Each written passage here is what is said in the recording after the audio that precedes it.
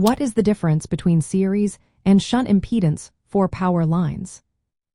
Imagine you're watching a power line stretch across the countryside, carrying electricity from a power plant to homes and businesses. Have you ever wondered how engineers make sure that electricity flows smoothly and stays stable? Well, understanding the roles of series and shunt impedance is key to that. These two types of impedance are like the different ways a line resists or interacts with the electricity traveling through it. Series impedance is all about what happens along the path of the current. It includes the resistance of the wire itself, which causes some energy to turn into heat, and the inductance, which is related to the magnetic field around the wire. Think of resistance as a small obstacle that slows down the current and causes power loss.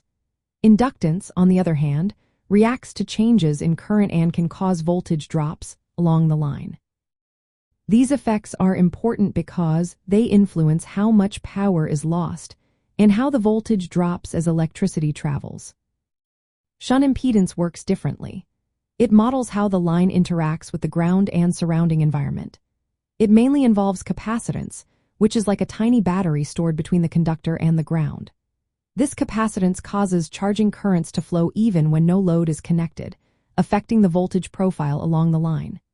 Shunt impedance also includes conductance, which accounts for tiny leakage currents through insulation or surrounding materials.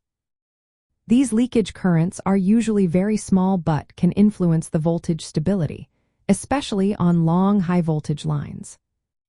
In simple terms, the series impedance is in the direct path of the current and causes voltage drops and power losses. The shunt impedance is connected across the line to ground and affects how the voltage behaves and how reactive power flows. Engineers use models that combine these two types of impedance to analyze and design transmission lines.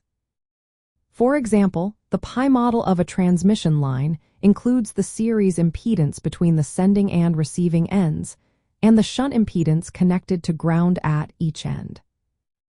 Knowing the difference helps in making decisions about how to control power flow and voltage levels.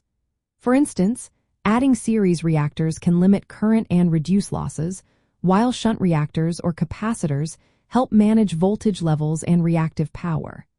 Both are essential for keeping the power system stable, efficient, and capable of handling renewable energy sources or high demand. So, in a nutshell, series impedance opposes the flow of current directly and causes voltage drops, while shunt impedance influences the voltage and reactive power by interacting with ground and surrounding environment. Understanding both helps engineers keep the lights on and the power flowing smoothly across vast networks.